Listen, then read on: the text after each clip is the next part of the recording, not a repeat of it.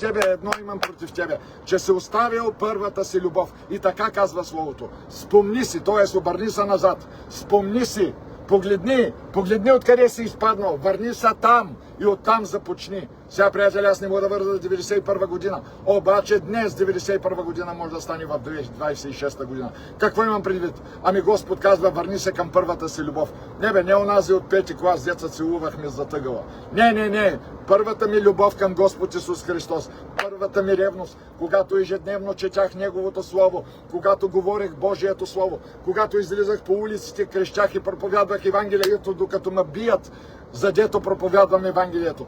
Когато не отвръщах на злото със зло, когато не знаех какво значи да псуваш, когато не пипах цигари, когато не пипах алкохол, когато живеех благочестиво и бях гонен от всички, включително и родната ми майка и сестра, майка, брат, всички.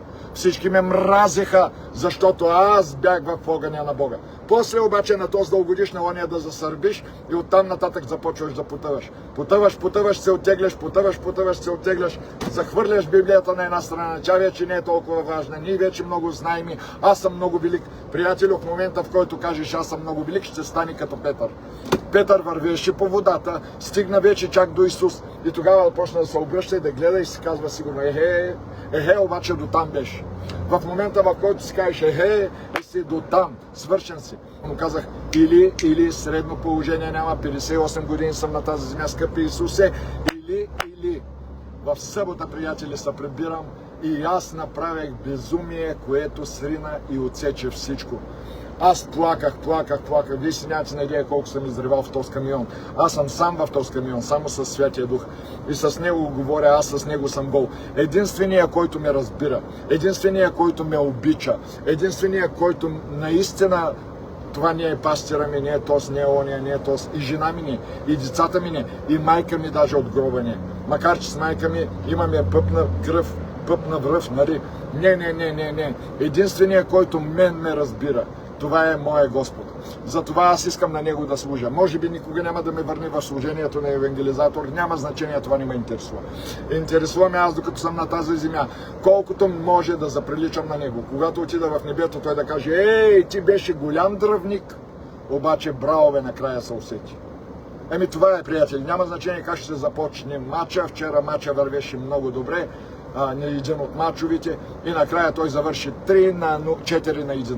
4 на 1, потресаващ резултат. Ако ме слушаш внимателно гласа на твоя Бог, ще видиш какво ще се случи. Четете Второзаконие. Книгата Второзаконие четете. Няма нужда да казвам нищо. Така че, приятели, аз с Бога си имам мои вътрешни неща, които за жалост няма жител на земята, с който да ги споделя. Не съществува. Това са тайни между Него и мене. Двама на тази земя. Господ и Енчо. Няма други. Така че така ще се отиде. Но, какво искам да ви кажа? Искам да ви кажа, приятели, когато ние не познаваме Бога, ние не можем нищо да направим. Исус Христос е в пустинята, спомните ли си? Което е свръхестествени небесни огнени ангелски езици. Ерба беркелери ме компросанта кирберберба корабашире бабарака кринда бабарбашолери бе карбабарбекин погрома мамарокате вирма купарева сампата. Разбираш ли, че 8 часа мога да ни млъкна? Това са небесните езици, които Бог ми е дал, за да мога да се моля непрестанно. Така, млъкни най-после, Енчо. Млъквам. Говори Боже.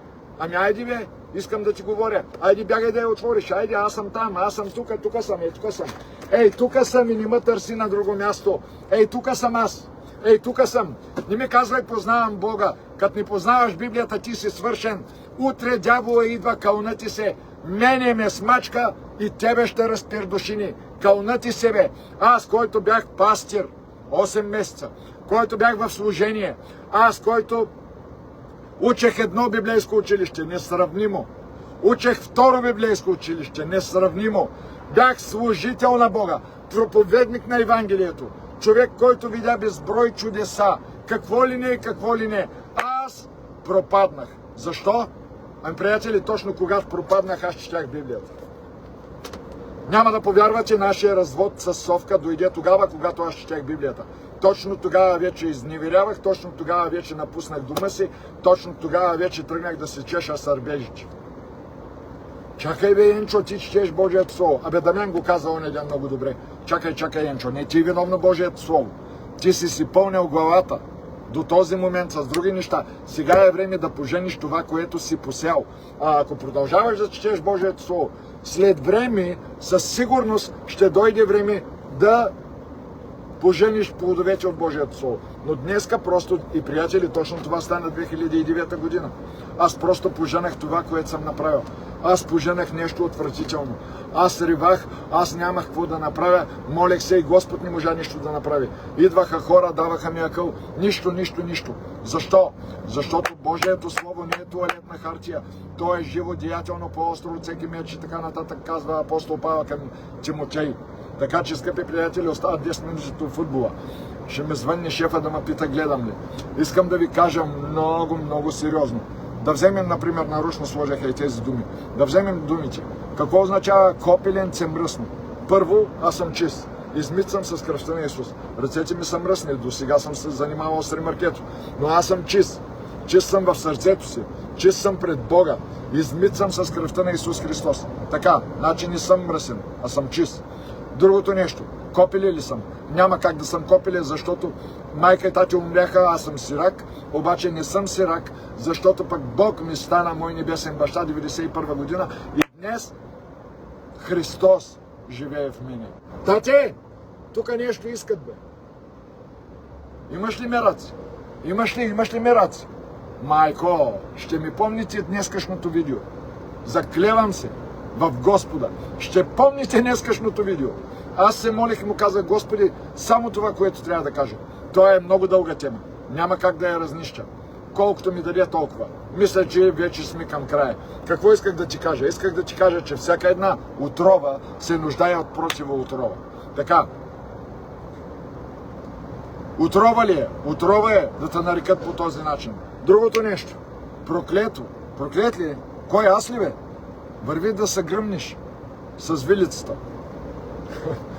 Да се обесиш с пирон. Няма как да бъда проклет. Аз съм благословен. Изкупен съм от проклятието на закона, казва посланието на апостол Павел към галатяните. Въй, Енчо, кой е Енчовото? Кой е Енчовото? Знам 5 стиха на кръст, така каза Ваня. Ти знаеш 5 стиха на кръст и само тях въртиш. Да бе, аз знам 5 стиха на кръст. И те не са ми достатъчни. Обаче, приятели, утре ще бъдат 6, от други ден ще бъдат 7. И когато дойде ситуация в моя живот, аз ще я нокаутирам. Да, днеска един удар и ще ме простре. Утре един удар и ще ме простре. От други ден един удар и само ще ме разклати. А после какво ще стане, бе, дяволе? А?